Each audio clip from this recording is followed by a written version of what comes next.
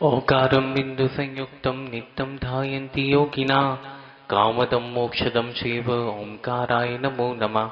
अविदल शब्द घनोगा प्रक्षालित सकल भूतल मल कलंका मुनि विरूपा सरस्तीर्था सरस्वती हरतनो दुरिताम् अज्ञान तिमरान्धानान् ज्ञानाञ्जन शलाकया चक्षुरुमीलितं मेन तस्मै श्री गुरुवे नमः। श्री परम गुरुवे नमः। परंपराचार्य गुरुवो नमः।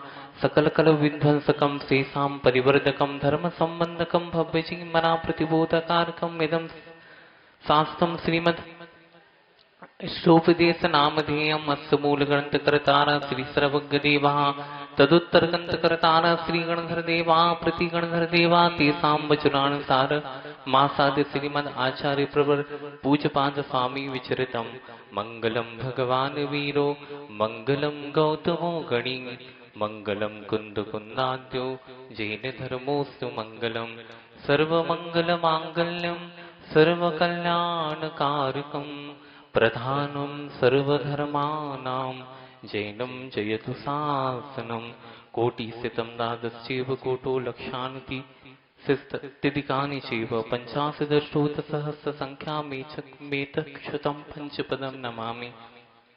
अरहन्तवासी अठम गणधर केवली गंथियम सम्मम प्रणमामि भक्तजत्तु सुदराण नमो विहम शिरसा इच्छामि वन्ति सद्भक्ति काओ सर्वो तत्सालोचो अंगो वयं पैणीय पावने पर्यमनि सुत प्रणमामि ओ उपगय चूलिया चीव सुतत्त थुय धम्मकाय सियाणे चिकालम चीमि पूचिमि वंदामि नमस्सामि दुख को कम खो बोइलाओ सुगै गम समाहि मरणम जन्म संपत्ति हो दुमच्छम।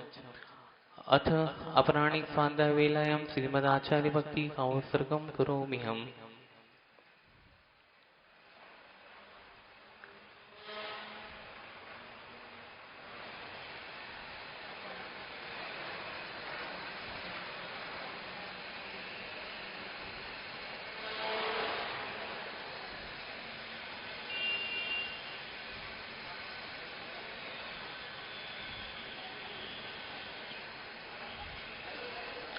श्रुत जलति पारिकेभ्यः सुपरमत विभावना पटुमितिभ्यः सुचरितपोनिधिभ्यो नमो गुरुभो गुरुं गुणोभ्यः छत्तीस गुण समज्ञे पंचविहाचार्य करण संदर्शे शिष्या गुणगह कुशले धम्मायि सदा वंदे गुरुभक्ति संचिमेणीय तरन्ति संसार सायरं घोरं छिन्नति अट्टकम्मं जम्मं मरणं न पावेन्ति ये नित्यं व्रतमन्तो विनिरता ध्यानानि होत्याकुला सत्कर्माभिस्ता तपोधनुघना साधु किया साधवा शीलपावरणा गुण प्रकरणा चंदाधिकी चूतका मोक्ष द्वार कपाट पाटन भटा पीणन्तु मा साधवा गुरुवा पांतनो नित्यं ज्ञान दर्शन नायका चारित्राणुर्गंभीरा मोक्ष मारोपदेशका इच्छामि वन्ति आर्यभक्ति कावस्रमो तत्सालोचो समणान समदर्शन समचरित जत्ताणं पंचविहाचारम् आयर्याणम् आयारधिसुद नाणोपदेशयाणं वच्छायाणं त्रिगुणपारयाणं सौवसावस्याणि कालम् वञ्चिमि पूजिमि वन्दामि नमस्सामि दुःख को कम को वो हिलाओ सुगै गमनम समाहि मरणम जिनगुण संपत्ति हो तुमच्छम। यस्य स्वयं स्वभावाप्तिरभावी कृत कर्मणा तस्मै संज्ञान रूपाय नमोस्तु परमात्मने। देवादिदेव श्री शांतिनाथ भगवान की, संत शिरोमणि आचार्य भगवंत गुरुदेव श्री विद्यासागर जी महाराज की, परम पूज्य निर्यापक समण मुनि श्री समय सागर जी महाराज की, परम पूज्य मुनि श्री प्रशस्त सागर जी मल्ली सागर जी आनंद सागर जी महाराज की,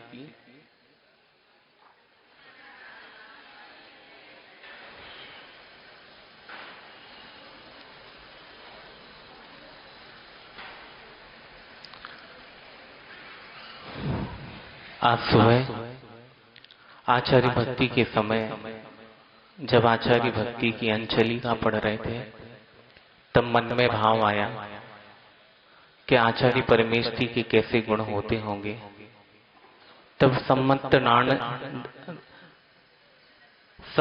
नाण जो समीचीन ज्ञान से भरे हुए हैं, समीचीन दर्शन से भरे हुए हैं और जिन्होंने चारित्र को स्वीकार किया है और पंचाचार परायण हैं, ऐसे आचार्य पूज्यपाद स्वामी महाराज, जिनने हम सब अपज्ञ अनपढ़ व्यक्ति की कल्याण की भावना जिनके मन में जगी और समय सार का लघु का एक ग्रंथ इष्टोपदेश, जिसमें अध्यात्म और वैराग्यप्रद कारिकाओं के माध्यम से उन्होंने हम सबको राग द्वेष और मोह से बचने के लिए इस प्रकार का उपदेश दिया कि हम अपने जीवन में किस प्रकार विकास हो, हमारे जीवन का किस प्रकार उत्थान हो और हम अपने जीवन में किस प्रकार आत्मिक उपलब्धि को प्राप्त कर सकें।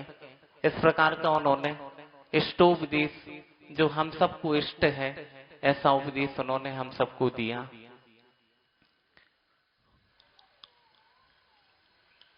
एक नगर में एक दृष्टांत के माध्यम से हम अपनी बात आप सबके बीच में रखूंगा। नगर में एक चौराहे के समीप एक भिखारी बैठा रहता है। प्रतिदिन रोज उसको भीख देने के लिए तरह तरह के नाना प्रकार के लोग रास्ते से गुजरते रहते थे। एक दिन उसके मन में भाव आया, सामने एक युवा था, उसने सोचा क्यों ना हो अपन भी भिखारी को कुछ दे के आए। तो भिखारी काफी होशियार था, वो सिर्फ सिक्के लेता था, नोट नहीं लेता था। तो उस लड़के ने सोचा क्यों ना हो, सबसे इतना सिक्का वसूल करता है, नोट नहीं लेता, आखिर कारण क्या है, जरा उसके समीप जाके देखें। तो उसके पास पहुंच जाता है, देखता है तो वो एक नोट बताता है उसे, तो वो नोट लेने के लिए इनकार कर देता है और वो सिक्का देता है तो वो हाथ फैला लेता है। तो उसने सोचा कि चलो आज ना सही, कल आएंगे, इसको बताएंगे। दूसरे दिन फिर आता है वो, और वो अंधा बना रहता है, नोट टटोल के नोट को नहीं लेता है, और सिक्के को जैसे ही सिक्का गिरता है तो उसकी झनकार आती है तो वो सिक्का उठा लेता है, वैसे ही नोट को वो छूता नहीं है। दूसरे दिन उसने सोचा क्यों ना हो अपन इसको नोट देंगे और सिक्के उठाएंगे इसके। तो पहुंच गया उसके पास, तो उसने धीरे से उसके सिक्के उठाए उसके हाथ में से और नोट रखना चालू किया। तो उसने नोट पे से अपना हाथ खिसका लिया, अलग कर लिया, नोट नहीं लिए और सिक्का ले लिए। फिर वो कहता है, भैया आप जानते तो हो आखिर क्यों नहीं मैं नोट लेता हूं और सिक्का क्यों लेता हूं, इधर आओ मेरे पास। जरा पास में बुलाता है और उसके कान में कहता है, देखो आप ही से कह रहे हैं, कोई और से न कहियो, अगर हम नोट लेने लगे ना तो जो नाटक आज ही समाप्त हो जाए, और हम चाहते हैं कि जो नाटक बहुत दिनों तक चले, इसे हम नोट तो लेते नहीं है और सिक्का ले लेते। इसलिए क्योंकि अगर मैं नोट लेने लगूंगा तो फिर कल से कोई नोट लेने हमें नहीं आएगा। सिक्के तो 1-2 रुपए के होते हैं और नोट भारी कीमत होती, उसकी बड़ी कीमत होती है, इससे वो नोट को नहीं लेता है, वो सिक्के को ले लेता है। कुछ दिन बाद वो युवक ने पेपर में देखा कि जो रोज भैया यहाँ बाबा जी आते थे भीख मांगने, अब उनका देहावसान हो गया, मतलब मरण हो गया, और शहर में सबसे ज्यादा उनके पास धन वैभव निकला है, जितना किसी के पास नहीं है। अच्छे अच्छे अमीर संपन्न लोग भी फीके हैं उसके वैभव के सामने। जब ऐसा पता चला तो रोज 1-1 रुपए करके न जाने कितने पैसे इकट्ठा करता रहा। ऐसे ही इस मनुष्य की यही दुर्दशा है कि समय व्यतीत हो रहा है, मतलब काल व्यतीत होता जाता है, और सारा धन का संचय करते करते करते करते सारा जीवन निकल जाता है, और अंत में क्या परिणाम निकलते उसके, मृत्यु को प्राप्त हो जाता है। तो इसी प्रकार कार्तिकी स्वामी ने भी कहा है कि एक पिता है, सारे जीवन भर पैसा कमाता है, उस पैसे के माध्यम से पाप का संचय करता है, लेकिन हे पिता तेरा पुत्र बहुत पुण्यवान है, धनवान है, तू तो चला जाएगा, लेकिन वो तुम्हारे पैसे का उपभोग वो करेगा, और उस जो तुमने पाप से अर्जित किया धन है उसको वो भोगेगा। ऐसा धनवान तुम्हारे यहाँ पुत्र आया है। ऐसे पिता ने सारा का सारा जीवन निकाल दिया, न उनको मंदिर से फिक्र है, न उनको भोजन पानी से खबर है, बस उनको तो कमाना है।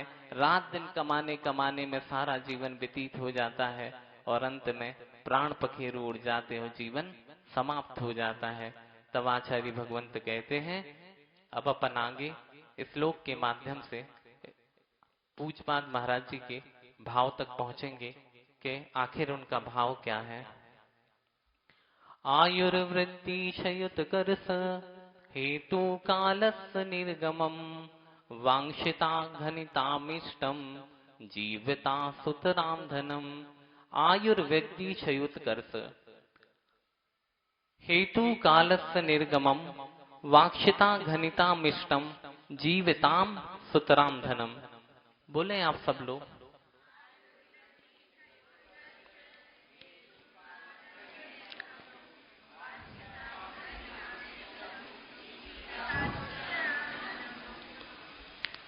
कालस्य निर्गमम समय व्यतीत होना और आयु वृद्धि के क्षय, आयु वृद्धि का क्षय, क्षयोत्कर्ष धन की वृद्धि का कारण है। वांक्षताम घनिताम ऐसा मानने वाले धनमान पुरुषों को सुतराम अच्छी तरह जीवितात अपने जीवन से भी धनम धन का पाना इष्ट है। कालस्य समय का व्यतीत होना, निर्गमम यानी व्यतीत हो जाना, आयुर्वृद्धि आयु के क्षय और क्षयोत्कर्ष धन की वृद्धि का कारण वह हेतु है। वांक्षताम घनताम ऐसा मानने वाले धनवान पुरुष को सुतराम अच्छी तरह से जीवितात अपने जीवन से भी धन पाना इष्ट है। उसका आयु समाप्त होती जा रही है और समय बढ़ता बढ़ता चला जा रहा है, लेकिन उसे उसकी चिंता नहीं है, उसे तो सिर्फ धन पाने की चिंता है।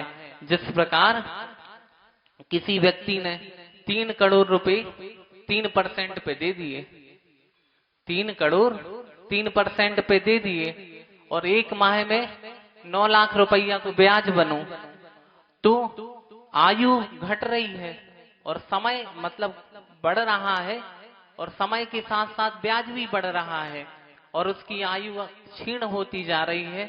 उसकी दृष्टि सिर्फ यही है कि जल्दी जल्दी समय व्यतीत होता जाए और ब्याज हमारा बढ़ता जाए, और काल समाप्त होने की उसे चिंता नहीं है कि सारा समय समाप्त हो रहा है, हमारा जीवन भी समाप्त हो रहा है, इसकी उसे चिंता नहीं है। बस उसे चिंता है कि हमारा ब्याज बढ़े और ब्याज के साथ साथ हमारा पैसा बढ़े और पैसा बढ़ता जाए, जिससे हम धनवान बन जाएं। बस इसी प्रकार का उसका भाव रहता है। पक्षी रूप लोभ रूपी जल से भीगा होता है, उसके पंख दोनों उड़ नहीं पाता, उसे चाहिए कि वैराग्य रूपी उसे हवा मिले, तब कहीं जाके उसके पंख सूख पाते हैं, तब जाके कहीं मोक्ष सुख की अनुभूति हो पाती है। बहुत कठिन है संसारी प्राणियों का जीवन, निरंतर धन के प्रति उसका भाव बना रहता है। तब इसमें आया है कि आयु की वृद्धि, आयु किसे कहते हैं, आखिर आयु के बारे में अपन समझे सिद्धांत के माध्यम से। जो प्राणियों को मनुष्य आदि शरीर में रोके रखता है, जिसके सद्भाव से जन्म होता है और जिसके वियोग से, जिसके अभाव से मरण प्राप्त होता है, वो होता है, उसे कहते हैं आयु। अब आयु कितने प्रकार की होती है? तो देव आयु होती है, मनुष्य आयु होती है, और त्र्यंच आयु होती है, और नरक आयु होती है। ऐसी 4 प्रकार की आयु होती हैं। जिस कर्म के उदय से जीव जिस भाव से निकल नहीं पाता, उसे जैसे देव गति से जो निकल ना पाए उसे देवायु कहते हैं, और जो जीव मनुष्य गति से भी ना निकल पाए तो उसे मनुष्य आयु कहते हैं। और जो त्र्यंच, जिस कर्म के उदय से जीव त्र्यंच भाव से ना निकल पाए उसे तिर्यंच आयु कहते हैं। जिस कर्म के उदय से जीव नरक से ना निकल पाए उसे नरक आयु कहते हैं। और ये आयु बेड़ी के समान है। जिस प्रकार जेल में देखा होगा हाथों में हथकड़ी लगी है, पैरों में हथकड़ी लगी है, उसी प्रकार ये आयु कर्म है जो हमें बांध के रखता है और उससे हम बंधे रहते हैं। अब नरक आयु के आश्रव के कारण अपन समझते हैं। वह आरंभ परिग्रहत्व नरकस्यायु सहा। आचार्य उमा स्वामी महाराज ने बहुत सुंदर एक सूत्र कहा है कि आखिर नरक आयु की आश्रव का कारण क्या है। तो प्राणियों को बहुत आरंभ और बहुत परिग्रह का जो भाव है वो सब नरक आयु के आश्रव के कारण है। अब समझना है आरंभ क्या है। प्राणियों को दुख पहुंचाने वाला जो कार्य है वो सारा का सारा कार्य आरंभ माना जाता है। तथा वस्तुओं के प्रति यह मेरी वस्तु है और मेरे ममत्व का भाव, मेरेपन का जो भाव है वो सारा का सारा भाव परिग्रह के रूप में आता है। अब अपन समझे कि आरंभ किस प्रकार का करते हैं हम, और जिनके माध्यम से बहुत सारे जीवों की हम हिंसा कर लेते हैं जिसका ना कोई प्रयोजन है। और वो आज वर्तमान में हिंसा के ऐसे इस प्रकार के रूप बन गए हैं जैसे पेस्टिसाइड्स, मतलब कीटनाशक दवाइयों का व्यापार जो होता है। कई ऐसे केमिकल्स होते हैं जिनके माध्यम से खेतों में इस प्रकार की दवाई डाली जाती है जिससे बहुतायत जीवों की हिंसा होती है। बहुत बड़े पाप का ये कार्य है। आजकल जैविक खाद का उपयोग कम हो चुका है। लोगों के अंदर है कि हम बहुत सारा अन्न प्राप्त कर लें, बहुत सारी खाद सामग्री को डाल के बहुत जल्दी से जल्दी हम बहुत सारे अन्न की पूर्ति कर पाएं। इस प्रकार से यह जैविक इस प्रकार जो केमिकल्स के माध्यम से जो कीटनाशक दवाइयों का प्रयोग हो रहा है वो तो कर ही रहे हैं लोग, साथ में इस प्रकार का जो व्यापार कर रहे हैं कीटनाशक दवाइयों का, जिसमें अनंत जीवों की हत्या होती है और उनके निमित्त वो व्यक्ति बनते हैं। पैसा बहुत कमाया जाता है, सामग्री छोटी होती है लेकिन उसको देने के बाद पैसा काफी मिलता है। इस प्रकार का वर्तमान में ये व्यापार एक क्रूर कर्म के रूप में आज वर्तमान में काफी प्रचलित है। इस व्यापार को हमें नहीं करना चाहिए और इस प्रकार की खेती को भी नहीं करना चाहिए जिससे जीवों की बहुतायत में हिंसा होती है। दूसरी बात है कॉस्मेटिक सामान, प्लांट्स एंड मैन्युफैक्चरिंग, ऐसे जो है जिनका सौंदर्य प्रसाधन में जिनका उपयोग होता है जैसे साबुन बनाना, क्रीम है, पाउडर है, काजल है, नैन पेंट्स हैं, मतलब लिपस्टिक है, पाउडर है, तरह तरह के पाउडर हैं। और इन सब चीजों का किसी के यहाँ इस प्रकार की फैक्ट्री होती है जिसके माध्यम से बहुत सारे जीवों का घात होता है। इस प्रकार का भी कार्य, इस प्रकार का भी आरंभ हमें नहीं करना चाहिए जिससे बहुत सारे जीवों की हिंसा हो। साथ में वर्तमान में ब्यूटी पार्लर का भी काफी चलन चल रहा है।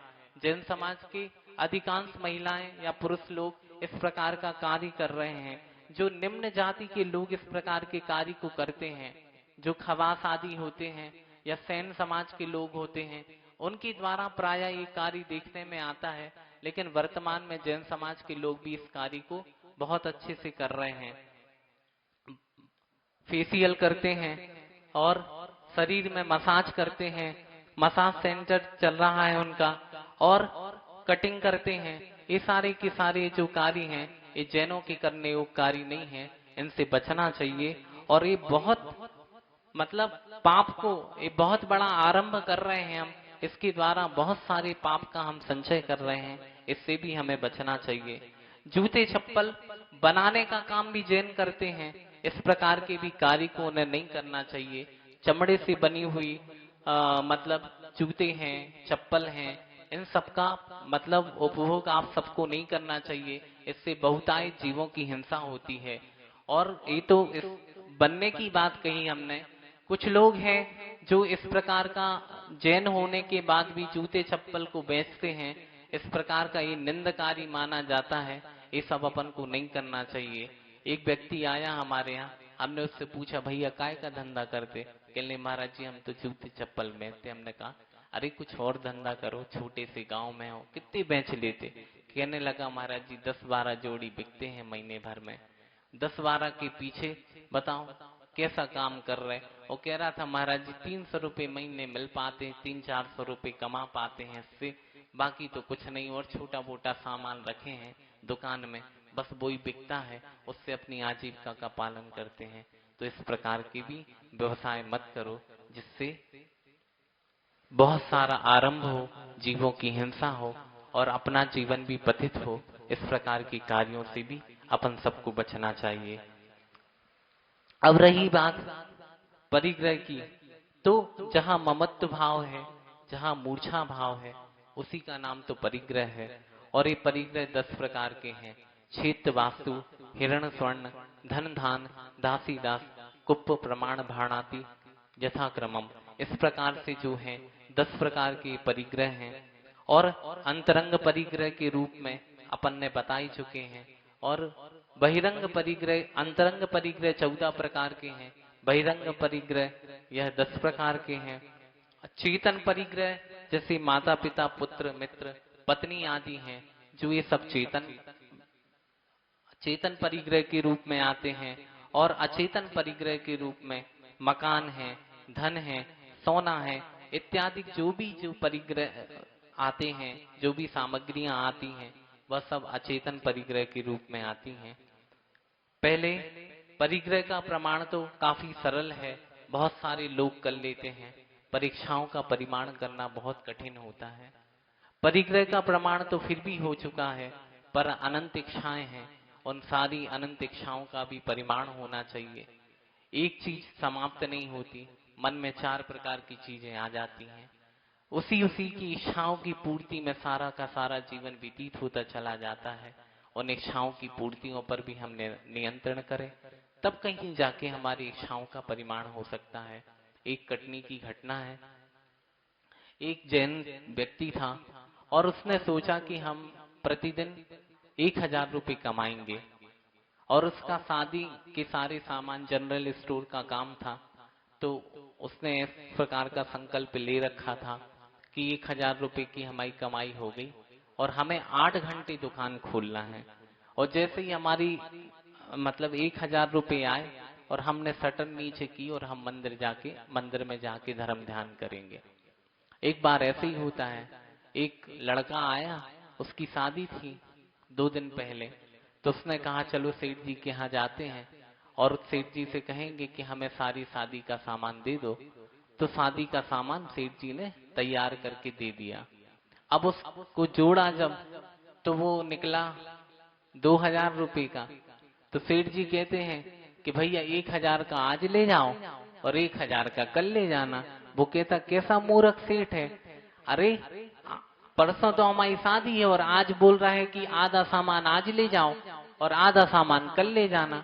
अरे एक ही काम है, हमें शादी है, बहुत सारे काम है। और उसने सोचा कि अरे तो पागल है, सटिया गया है, कैसा बुद्धू है, पैसे भी मिल रहे हैं और इतना अच्छा ग्राहक मिल रहा है और तब भी ये कह रहे कि 1000 का आज ले जाओ और 1000 का कल ले जाना।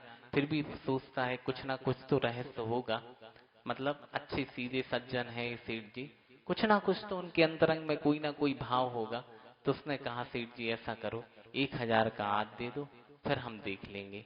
और वो झट से अपना 1000 का सामान लिया। सेठ जी बड़े प्रसन्न हो गए, हाथ जोड़ के खड़े हो गए, भैया आप तो आए सो आए, आगे से ही आते रही हो हमारी दुकान पे। बढ़िया आनंद से उनने उसको विदा कर दिया। दूसरे दिन सेठ जी नहीं आ पाए और वो सुबह आके बैठ गया उनकी दुकान पे। जैसे ही शटर खुला, सेठ जी ने उसे सामान पकड़ाया और उससे 1000 रुपये लिए और जय जिनेन्द्र की और अपनी शटर नीचे की, जाके मंदिर में बैठ गए, अच्छी पूजन भक्ति विधान करने लगे। आज वर्तमान में क्या कोई ऐसा है? नहीं है। सबको 1 के 4 करना है। पहले 14 खाते सोत तई आसक्ति हती, अब 4 खान लगी सोत तई आसक्ति हती। और आसक्ति घटती नहीं। तृष्णा नागिन ज्यों ज्यों डंके लहर जहर की आवे। जितनी जितनी तृष्णाओं की पूर्ति होती है उतना ही आनंद आता रहता है व्यक्ति के जीवन में। और संसार की दौड़ तो ज्यों की त्यों बनी है, क्योंकि आसक्ति ज्यों की त्यों है, आसक्ति में कोई कमी नहीं है। जब संसार घटे और मुक्ति की लालसा बढ़े तब कहीं जीवन की सार्थकता है, नहीं तो सारा जीवन तो ऐसे ही निकल जाना है। आज एक जैसे किसी व्यक्ति ने 1000 कमाए तो कल लाख की चाह है, और किसी ने लाख मिले तो फिर करोड़ की चाह है, और करोड़ है तो फिर अरबों की चाह है। इसी प्रकार ये संसारी प्राणी है, इसी प्रकार उसकी चाह निरंतर बनी रहती है। कभी आशा का गड्ढा कभी भरता नहीं है। जितना डालो उतना सब भस्म होता चला जाता है, उतनी आशा बढ़ती ही चली जाती है। अब तिर्यंच आयु के आश्रव के कारण के बारे में अपन चर्चा करेंगे कि आखिर क्या है जिसके माध्यम से व्यक्ति तिर्यंच बनता है। माया त्रियज्ञ यौनस्य, माया तिर्यंच आयु की आश्रव का कारण है। जितनी भी मायाचारी कर रहे हैं व्यक्ति, छल कपट कर रहे हैं, जितनी भी प्रपंच कर रहे हैं, वंचना कर रहे हैं, ये सारे के सारे या प्रत्यय ये सब तिर्यंच आयु के कारण है।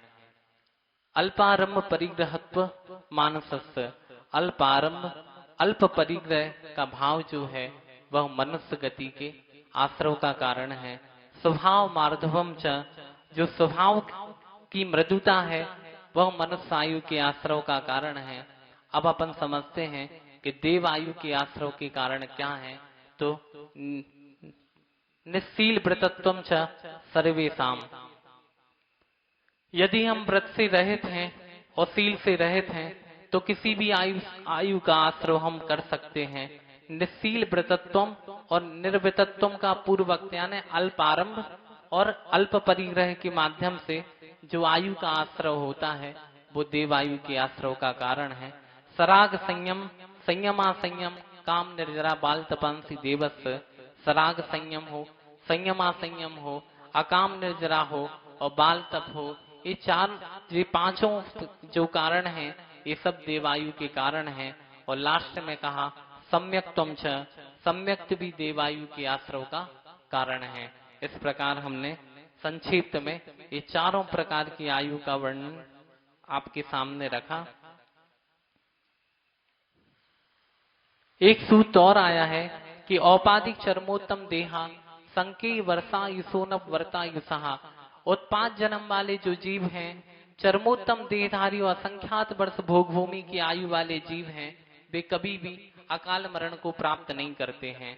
चरम देह वाले जैसे पांडव है, तीर्थंकर हैं, चरमोत्तम देह वाले जो, और उत्पाद जन्म वाले देव हैं, नारकी हैं, असंख्यात वर्ष वाले भोग भूमि के जो जीव हैं वे कभी अकाल मरण को प्राप्त नहीं करते। चरम देह वाले पांडव हैं और उत्तम देह वाले शुभम चक्रवर्ती आदि हैं, तो यह अकाल मरण को भी प्राप्त कर सकते हैं। अकाल मरण कैसे होता है?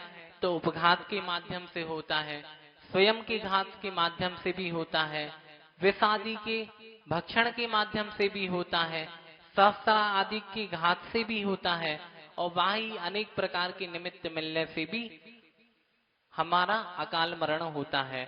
अपवर्त आयु होती है, जो आयु नहीं घटी वह सकाल मरण माना जाता है, वह अनपवर्त आयु कहलाती है। संसारी प्राणी प्रति समय आवीची मरण करता रहता है। भुज्यमान आयु जो है, जो वर्तमान समय में भोग रहा है वो भुज्यमान आयु होती, जैसे अपन सबकी आयु, और वर्धमान आयु जो अपन भविष्य में भोगेंगे वो वर्धमान आयु होती है। आयु बंद एक बार होने के बाद फिर उस गति में जाना ही पड़ता है। ऐसा नहीं चलता कि संक्रमण हो जाए, परिवर्तन हो जाए, ऐसा नहीं होता, उस गति में जाना ही पड़ता है। और अस आयु को भोगे बिना उसकी समाप्ति संभव नहीं है। जैसे आप सब जानते होंगे, राजा सैनिक ने नरक आयु का बंद किया तो 7वें नरक, और उसकी आयु कितनी थी? 33 सागर तक। उसका उत्कर्षण हुआ 84,000 वर्ष, अपकर्षण हुआ 84,000 वर्ष, वह शेष रह गई उनकी आयु। इतना परिवर्तन तो हो गया। पहले नरक से सातवें नरक से पहले नरक तक आ गए, 33 सागर से 84,000 वर्ष तक वो आ गए। इस प्रकार यह तीर्थंकर प्रकृति का बंध हो, चाहे छायक सम्यक दर्शन क्यों ना हो, अगर उसके पहले किसी ने नरक आयु आदि का बंध कर लिया है तो वो सैनिक का उदाहरण आप सबके बीच में है।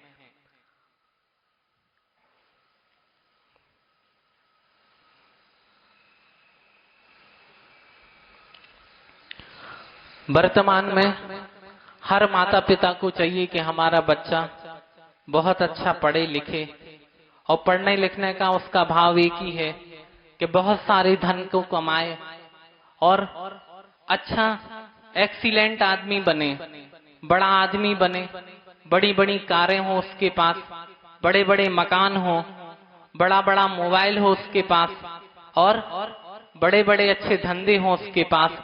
सबके मन में एक ही भाव लगा रहता है। बड़े बड़े मोबाइलों को देख लो तो बढ़िया अच्छे एप्पल के, MI के, सैमसंग के मोबाइल उसके हाथ में होते हैं। अच्छे टच स्क्रीन के मोबाइल चाहिए उस बच्चे को, साथ में बड़ी बड़ी कारें चाहिए हैं, BMW, वेल्वो, क्रिया, MG, हैकेटर जैसी कारें चाहिए उसको, जो अच्छी बढ़िया AC वाली कारें हों। इसी प्रकार उसका सपना रहता है और निरंतर वो अपने सपने को पूरे करने में लगा रहता है। वर्तमान में माता पिता के द्वारा बच्चों को उच्च शिक्षा के माध्यम से इसी प्रकार का भाव रहता है कि अच्छा काफी हमारा बच्चा पढ़े लिखे और धन संग्रह करे। सभी माता पिता का यही भाव रहता है। बच्चा 10th क्लास में पास हुआ तो मम्मी पापा बताते बेटा कॉमर्स ले लो, बेटा आर्ट्स ले लो, बेटा साइंस ले लो। इस प्रकार का बच्चों को प्रेरित करते हैं वो, और फिर वो ही बताते हैं कि बेटा ऐसा करो, तुम तो जैसे आपको डॉक्टरी की पढ़ाई करनी है तो आप नीट का एग्जाम देना पड़ेगा, एडमिशन टेस्ट होते हैं, तो अच्छा ऐसा करो बेटा LN चले जाओ, वहां पे बहुत अच्छा इंस्टीट्यूट है, मतलब कोचिंग है, वहां जाके भी तुम अच्छे से पढ़ाई कर लेना। फिर इंजीनियरिंग वाले को कहते GMENS में उसका जो एडमिशन टेस्ट होता है उसके लिए बहुत सारी आजकल जैसे भोपाल में है, कोटा में है, बंसल है, आकाश है, सुपर 30 है और कैटलाइजर, ऐसे अनेक प्रकार के जहां बच्चों के लिए एंट्रेंस निकालने के लिए टेस्ट, एडमिशन टेस्ट की तैयारी करनी पड़ती है। ऐसे बहुत सारे केंद्र खुले हैं जिनमें बच्चे जाते हैं। किसी को प्रशासनिक क्षेत्र में जाना हो तो UPSC करो, UPSC के लिए दिल्ली चले जाओ, जीतो में चले जाओ, अनुशासन में चले जाओ। इस प्रकार का भाव रहता है उन सबका कि अच्छे से अध्ययन कर पाए और अपने जीवन के विकास के लिए कुछ नया आयाम चुन पाए बच्चे। MBA के लिए कैट का एग्जाम दो, प्रोफेसर के लिए नेट का एग्जाम निकालना पड़ता है, और CA के लिए IPSC जैसे एग्जाम होते हैं जिनको बच्चे निकालते हैं। इसी प्रकार का उनका भाव बना रहता है। उच्च शिक्षा के नाम से बच्चे धोखे में आते हैं। सिर्फ यहाँ माता पिता से कहते हैं कि इन सारी चीजें जो हमने अभी आपको बताई हैं, मम्मी हमें ये सब पढ़ना है, पिताजी हमें ये सब पढ़ना है, और माता पिता को भी पढ़ाना है अपने बच्चों को। तो इसी प्रकार का उनने सारी जो बातें हैं ना, इस प्रकार की पढ़ाइयाँ उनकी चलती रहती हैं, और वो भी अपने मम्मी पापा को अच्छे से बुद्धू बनाते रहते हैं। एडमिशन करवा दिया मम्मी, अब वो एडमिशन है ना, वो क्या है कि अब हम अच्छे से अब दूसरे इंस्टीट्यूट में जाना चाहते हैं, यहाँ बहुत अच्छी पढ़ाई नहीं है, तो उसके नाम पे बच्चे पैसा खींचते हैं। फिर दूसरी बात है मम्मी अब सिलेबस चेंज हो गया, अब वो क्या है, वो पुरानी पुस्तकें थी, अब तो नई पुस्तकों की आवश्यकता है, तो उसके माध्यम से बच्चे पैसे अपने मंगाते रहते हैं मम्मी पापा से। मैस के नाम से यहाँ अच्छा भोजन नहीं है, ठंडा भोजन मिलता है, समय पे भोजन नहीं मिलता। इस प्रकार का उनके मन में इसी प्रकार का भाव बना रहता है, तब भी अपने माता पिता से इस प्रकार का वो पैसा खींचते रहते हैं। हॉस्टल के माध्यम से, इस हॉस्टल में बहुत अच्छी सुविधाएं नहीं है जहां आप हमें छोड़ गए, अब तो हम दूसरी बदल रहे हैं, इसके नाम पे भी हमें पैसा दो। और मात्र स्वतंत्रता के नाम से, स्वच्छंदता के नाम से अपने दोस्त हैं बढ़िया, मम्मी पापा सोच रहे हम मोड़ा तो डॉक्टर बनवेगो, इंजीनियर बनवेगो, सीए बनवेगा और कलेक्टर बनवेगा। बनवे तो गए हैं वे कलेक्टर, और फिर लौट के आए तो वे कंडक्टर बनवे की लाख तक नहीं बचत। ऐसी स्थिति होती है, क्योंकि वहां पर सब मौज मस्ती है, इतना सारा पैसा मिल गया, अच्छे खूब दोस्त मिल गए, डांस भी चल रहा है, डिनर भी चल रहा है, ड्रिंक भी चल रही है, तीनों 3D का जमाना है, और बढ़िया अच्छे तीनों 3D के आनंद में सारे बच्चे झूम रहे हैं। इस प्रकार की ये पढ़ाई है। पढ़ाई के नाम पे बच्चे अपने माता पिता को इस प्रकार का बेवकूफ बना रहे हैं, लेकिन उससे ज्यादा बेवकूफ वो माता पिता हैं जिनको अपने बच्चों को इस प्रकार की शिक्षाएं देनी है। शिक्षाओं के साथ साथ शिक्षा बुरी नहीं होती, शिक्षा के साथ साथ संस्कार भी हो, हमारी भी देख रेख हो कि हमारे बच्चे क्या कर रहे हैं, किस प्रकार पढ़ रहे हैं। और पढ़ाई सच में उनके मन में ऐसा भाव है कि हमें कुछ करना है, कि सिर्फ हमारा ही थोपना है कि तुम ये बनो, वो बनो, वो बनो। इस प्रकार की भावना से बच्चों को तुम लोग प्रेरित करते रहते हो, और फिर उसके अंत में परिणाम निकलते हैं कि वो बच्चा कहीं का नहीं बचता, पान लगावे के लायक भी नहीं बचता। फिर क्योंकि इतना पढ़ लिख के और इतनी मौज मस्ती की आदतें लग जाती हैं उसको, फिर वो कहाँ किसी एक जगह बंधना चाहता है। तो इस प्रकार की शिक्षा भी नहीं हो, और शिक्षा के बाद अगर उसने कोई एग्जाम दिया है और घर में फिर रोका टोकी लग जाए कि तुम तो इतने दिन लगा दिए, ऐसा कर लिया, वैसा कर लिया, तो फिर आत्महत्या भी करने के लिए वो बच्चा तैयार हो जाता है और अपने प्राण भी गंवा लेता है। बेटियों की शिक्षा भी इसी प्रकार है कि हॉस्टलों में रह रही हैं, कैसा है वहाँ का कल्चर, कैसा है माहौल, इसके बारे में हम आपसे क्या कहें। आप सब लोग अच्छे से जानते हैं, सारे पढ़े लिखे लोग बैठे हैं, सबके बच्चों ने पढ़ा है, तो वो अच्छे से समझ सकेंगे। और विदेशों में सबको लगा है कि भैया इंडिया में सागर वाले हैं, वे सोच रहे हैं हमारा बच्चा भोपाल में पढ़े, इंदौर में पढ़े। इंदौर भोपाल वाले सोच रहे हैं कि दिल्ली में पढ़े, हमारा बच्चा पूना में पढ़े, बेंगलोर में पढ़े। और बेंगलोर पूना वाले सोच रहे हैं कि हमारा बच्चा विदेश में पढ़े, फॉरेन कंट्री में जाए और वहां पढ़े। एक सत्य घटना सुना रहे, अभी कुछ समय पहले एक जैन परिवार आया था हमारे पास, वो था खरगोन का। उन्होंने बताया महाराज जी एक ही बच्चा था, बड़ी मुश्किल से जैसे तैसे तो वो हुआ बच्चा, 10 साल शादी के बाद उसे हमने पढ़ाया लिखाया, और वहां पे फॉरेन में डॉक्टर था, पहले बेंगलोर में था, तब उसकी शादी हो गई। मतलब शादी के लिए हम लोग सब मतलब बहुत रिक्वेस्ट की, तब उसने कहा मम्मी हमें नहीं करना अभी शादी, अभी तो हम विदेश जाएंगे, जब विदेश से आएंगे फिर सोचेंगे। और वो विदेश चला जाता है, वो बच्चा विदेश गया।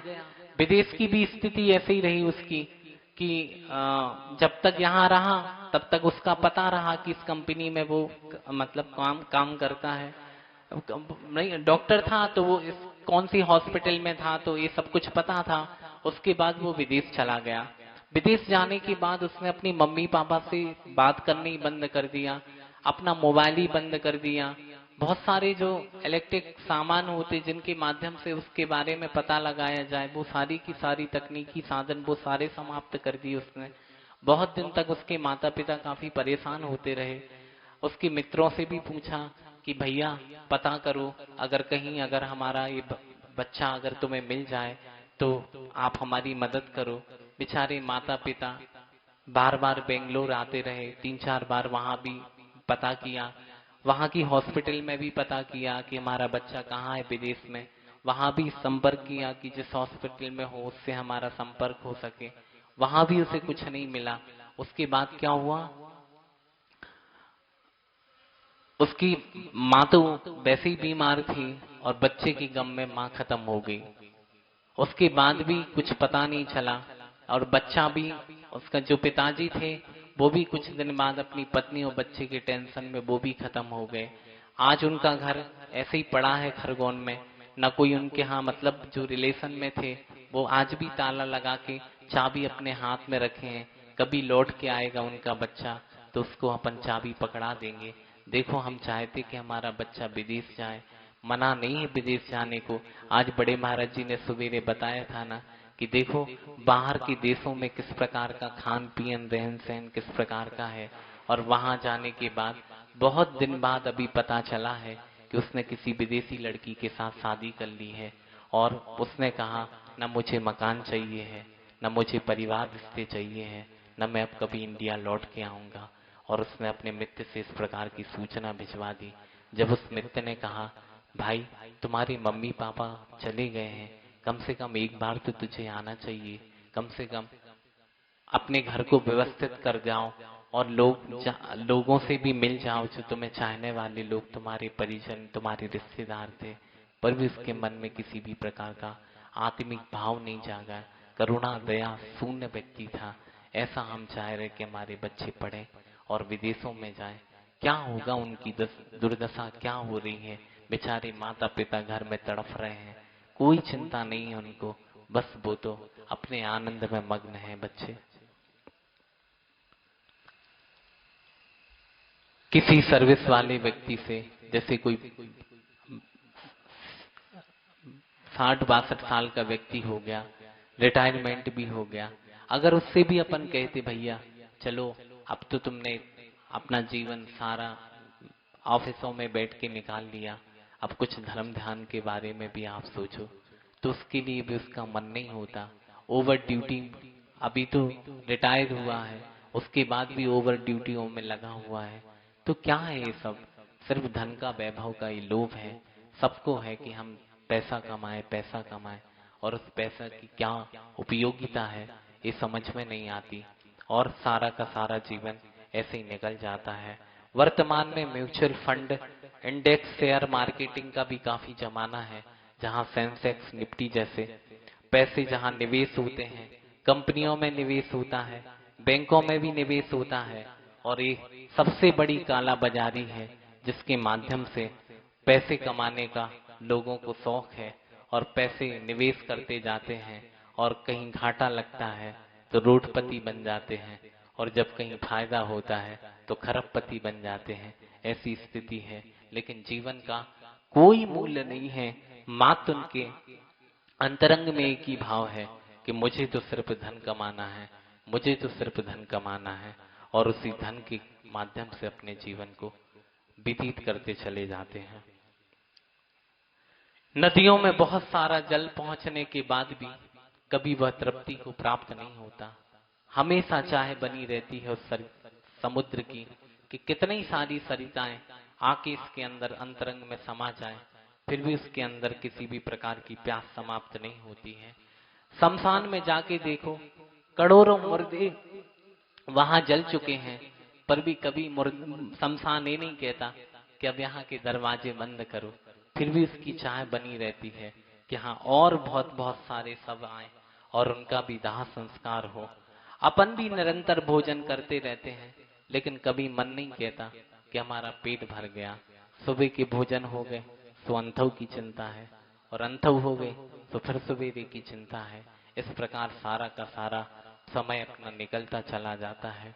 धन कमाने के लिए व्यक्ति आज मध्य प्रदेश में बैठा है, कल अमेरिका में है, दूसरे दिन ऑस्ट्रेलिया में है, नई नई फ्लाइटों में जा रहा है, अंतरराष्ट्रीय फ्लाइट, एयर एशिया, एयरगो में अच्छी चाहिए उसे, टिप टॉप फ्लाइट हो, स्टैंडर्ड हो उसमें, और घूमने और पैसे कमाने की इस लत ने सारा का सारा उसका जीवन व्यतीत कर दिया। आप ही नहीं सोचना, ये वर्तमान में इस प्रकार के कार्य हो रहे हैं, इसलिए हम आप सबके बीच में बड़े महाराज जी लोगों के माध्यम से आगम की बात तो अपन को सुनने मिलती, सिद्धांत मिलता है, लेकिन ये छोटी छोटी सी बातें हैं जो वर्तमान में इन्हीं चीजों का लोभ बचा है। अब नहीं कोई को बहुत बड़े बड़े ये जोड़ना है, घर में कबाड़ा जोड़ना है, ये सब शौक समाप्त हो चुके हैं।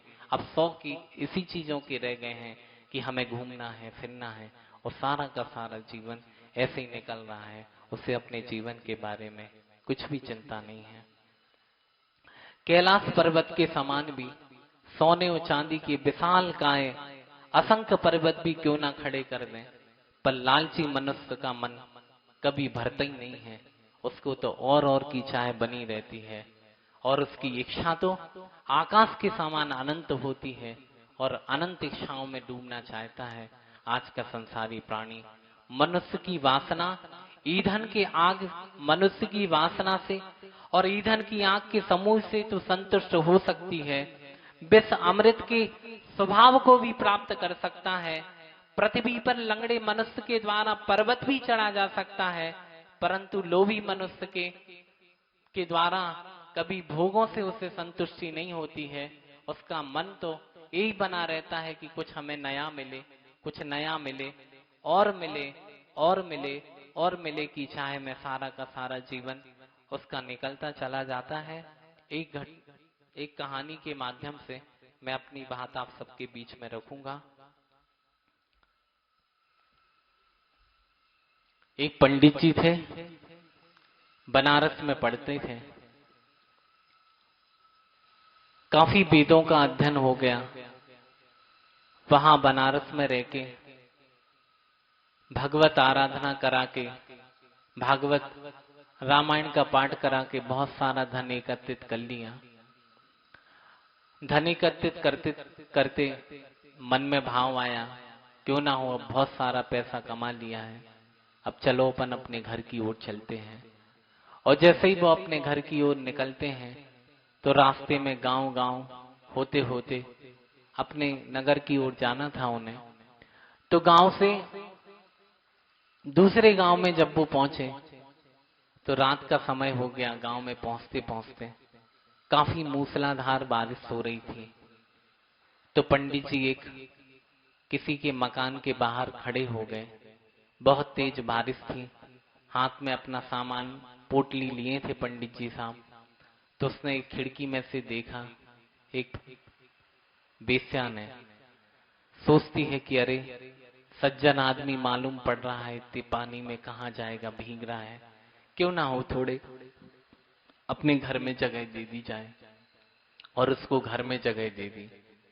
जैसे ही उसे घर में जगह दी तो उसको दरवाजे खोले, उसने कहा भैया आप अंदर आ जाओ। तो वो कहता है कि आप कौन हैं? तो वेश्या ने कहा मैं तो वेश्या हूं, और आप चाहें तो मैं अंदर वाले कमरे में मतलब पहुंच जाऊंगी, आप बाहर यहाँ दालान है, आप चाहें तो इसमें बैठ सकते हैं। कितना पानी है, पानी के रुकने का कोई वो नहीं है कि सारी रात भर भी पानी गिर सकता है, आप आराम करिएगा। और उसने उसे अपने घर में जगह दे दी, जगह दे दी। अब देखो लोभी कैसा मन लोभ से उसका और भरता जाता है। अभी तो पंडित जी थे, मन में भाव आ रहा, अरे पंडित है, मैं ब्राह्मण हूँ, कैसे इस बेश्या के घर में जाऊं। तो सोचता है चलो तो कैसे यहाँ सारी रात मैं काटूंगा। उसका मन हुआ, धीरे से बुझा के अंदर पहुंच गया। जैसे ही वो अंदर पहुंचा, अब उसको थोड़ी देर खाटी पे बैठा रहा। फिर मन में विचार आया, यार भूख तो लग रही, भोजन भी करने हैं, क्या करूं। तो वो उससे बेस्या से पूछता है कि कुछ भोजन मिलेगा यहाँ। तो वो कहती है कि भोजन तो हमने ही बनाए हैं, अभी चाहो तो भोजन कर सकते। तो वो कहते हैं अरे आपके हाथ का भोजन, ये तो असंभव है, ये तो हो ही नहीं सकता। तो वो कहते हैं कि सूखा सूखा सामान ले लो, आप बना लो। तो थोड़ी देर सोचता है कि चलो ऐसे ही करते हैं। तो सोचता है अरे यार इतने कौन कोई देख रहा है, चलो अपन तो खा लो, बाद में गंगा स्नान कर लेंगे तो पवित्र हो जाएंगे। और उसने वेश्या के हाथ का भोजन भी कर लिया पंडित ने। अब भोजन हो गए, अब तो नींद की इच्छा हो रही है। तो कहता है कि बढ़िया खाट डली है, तो अब तो नींद आ रही है, तो क्या करें। तो वो कहती सो जाओ, एक खाट डले हैं, यहाँ चाहो तो यहाँ, वहां चाहो तो वहां। तो उसके बस खाट पे जाके वो लेट जाता है। और फिर संसार की जो क्रियाएं होती हैं लोगों के अंदर, वो सारी क्रिया भी वो कर लेता है। तो मतलब सब पूरी तरह से वो गिर जाता है। जब सुबह होता है तो अच्छे नहा धो के तैयार होता है और उस बेश्या से सोचता है कि यार इसने इतनी मदद की हमारी, भोजन भी करवाए इसने, रुकने का स्थान भी इसने दिया हमें, क्यों ना हो अपन थोड़ा कुछ ऐसे दे दें। तो जैसे ही उसने 2 आने पैसे अपने जेब में से निकाले और उस बेश्या के हाथ में देने लगा, तो उसने खींच के एक थप्पड़ मारा। कहने बेटा तुम जेई पंडित है थे, इसी प्रकार तुमने वेदों का अध्ययन किया था, लंबी चौड़ी बात तुमने कही, और देखो तुम कहां से कहां गिर गए। और वो पंडित उस वेश्या के चरणों में गिर जाता है और मतलब पैर पड़ने लगता है कि सच में देखो इस लोभ के कारण हमने अपने मतलब सारे जीव इतना अध्ययन किया, सब कुछ अपनी इतनी साधना की, सब कुछ किया, आज सब धूली में मिल गया। ऐसे ही है इस लोभ के चमत्कार में। देखो पंडित की क्या दशा हुई। बेश्या ने एक थप्पड़ भी मारा और कहती है कि तुम निकल रहे कि नहीं, नहीं तो मैं 2-4 व्यक्ति को बुला के तुम्हें बाहर निकालती हूँ। इस प्रकार का लोभ व्यक्ति के जीवन में निरंतर पलता रहता है। लोगों को जड़ धन की नहीं, जीवन धन की चिंता करना चाहिए। और जड़ धन के माध्यम से जोड़ता जोड़ता व्यक्ति इतना अनासक्त होता है कि सारा का सारा जीवन ऐसे व्यतीत होता चला जाता है। एक बहुत अच्छी कविता पढ़ी थी, वो आप सबके बीच में मैं रखता हूँ। जन्म से लेकर मरण तक दौड़ता है आदमी, जन्म से लेकर मरण तक दौड़ता है आदमी, दौड़ते ही दौड़ते दम तोड़ता है आदमी।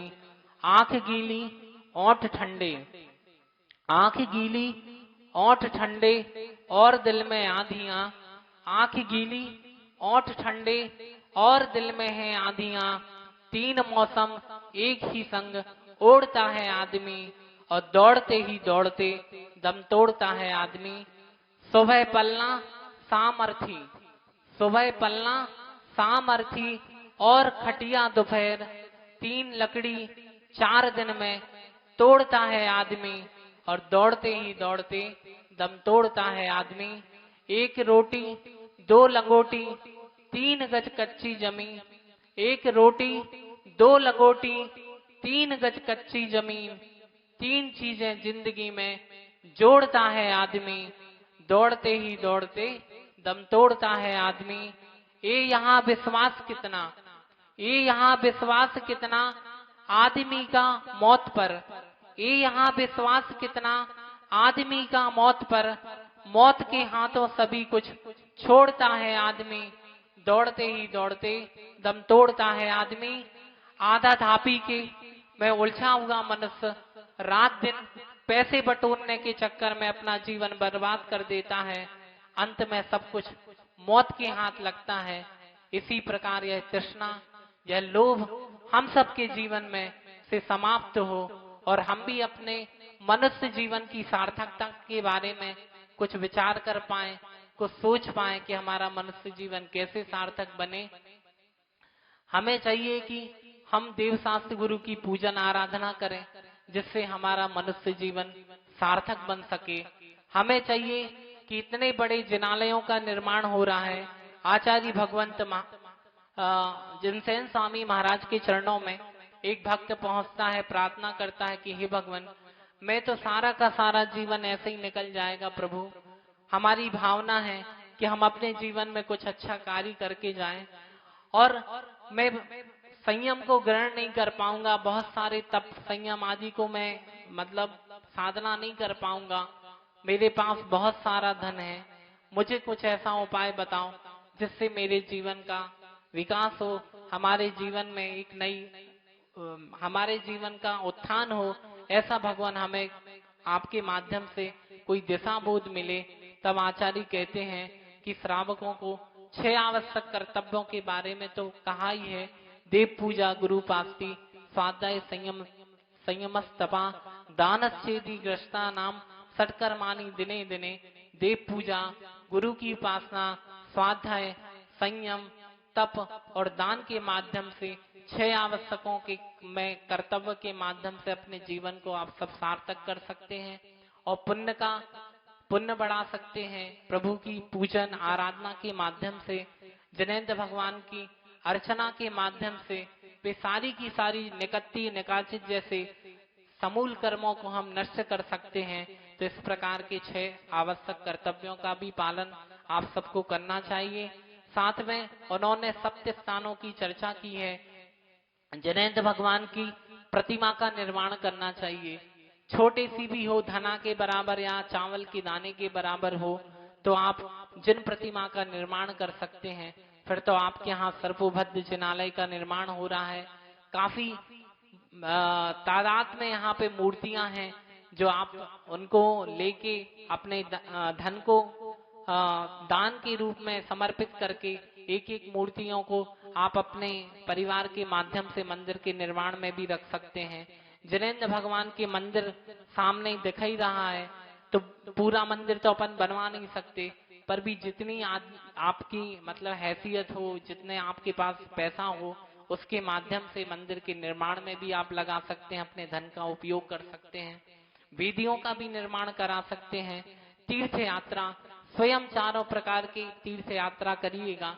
जैसे कोई व्यक्ति अपनी समाज में अगर कोई गरीब व्यक्ति है, उसकी स्थिति नहीं है, परिस्थिति नहीं है, तो कम से कम साल में 2-4 व्यक्तियों को अपन तीर्थ वंदना आदि करवा के भी पुण्य संचय कर सकते हैं, और स्वयं भी तीर्थ यात्रा करके भी अपन बहुत सारे साथी से पुण्य को इकट्ठा कर सकते हैं।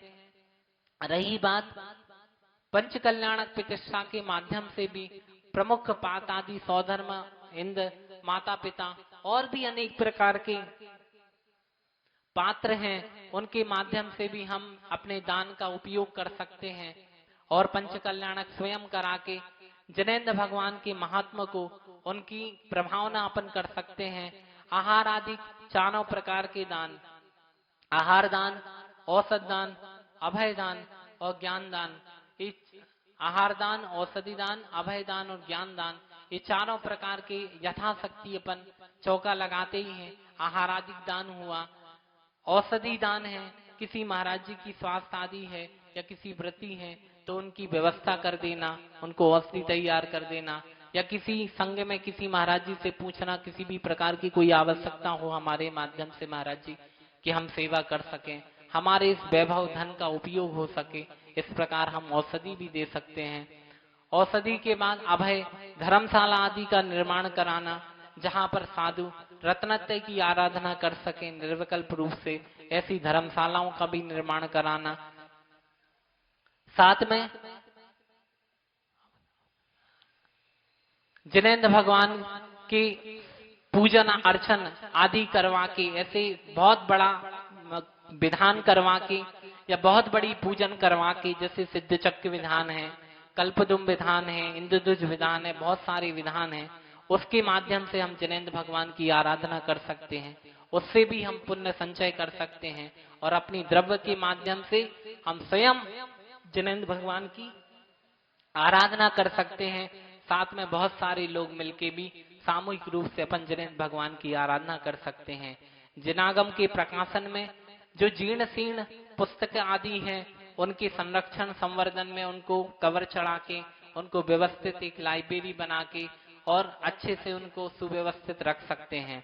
साथ में जिन ग्रंथों की आवश्यकता हो उनके प्रकाशन आदि का भी हम अपने धन का उपयोग करके वो प्रकाशन आदि का कार्य भी हम करा सकते हैं।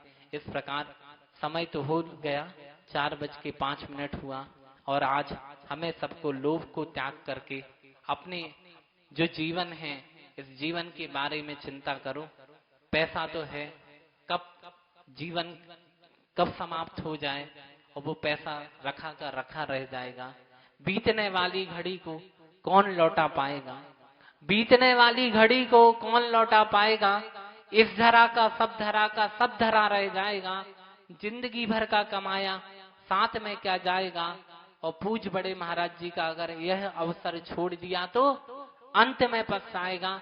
सुबह से इतने अच्छे प्रवचन होते हैं, जिनकी अध्यात्म की देशना सिद्धांत जिन्होंने पढ़ा नहीं है, अपने जीवन में उतारा है, निरंतर आत्म साधना में जो लगे रहते हैं, जिनने अपने गुरु को हृदय में विराजमान करके एक एक आज्ञाओं को उन्होंने आज भी हर समय प्रति क्षण गुरु की आज्ञाओं का जो पालन करते हैं, ऐसे निर्भीक साधक, ऐसे निश्चल साधक देखना मिलना बड़ा मुश्किल है। और ऐसे पूज बड़े महाराज जी आप सबके पुण्य के उदय से आपके नगर में चातुर्मास हो रहा है, सुबह से उनका प्रवचन लाभ मिल रहा है। साथ में पूज मुनि श्री प्रशस्त सागर जी महाराज जो आत्मानुशासन ग्रंथ का आप सबको स्वाध्याय करा रहे हैं, तो अपना समय निकाल के आइएगा, उनके स्वाध्याय में बैठो। और मध्याह्न में सभी एक एक महाराज जी अपने अपने भाव को आपके माध्यम आपके सामने इष्टोपदेश ग्रंथ का भाव रख रहे हैं, तो उस भाव को भी आप सुनिएगा, अपने जीवन को सार्थक बनाइएगा, सबका जीवन उन्नत बने, सबके जीवन में विकास हो। हम तो निरंतर यही भावना करते हैं।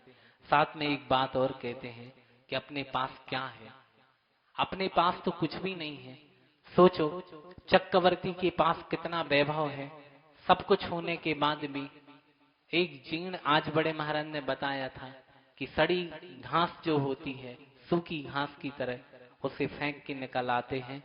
छोड़े 14 रत्न नभो निधि, अरु छोड़े संग साथी, कोटि 18 गोड़े छोड़े, 84 लखाती, इत्यादि की बहु संपत्ति तेरी, जीर्ण तृण सम त्यागी, नीति विचार नियोगी सुत को, राज दियो बड़ भागी। फिर भी क्यों ना हो 6 खंड की संपत्ति ऐसे चक्रवर्ती के पास है, 14 प्रकार के उसके पास रत्न हैं, 9 प्रकार की निधियां हैं, 18 करोड़ उसके पास घोड़े हैं, 84 लाख उसके पास हाथी है, सोना है, कुटुंब है, अतुल संपत्ति का वो धनी है।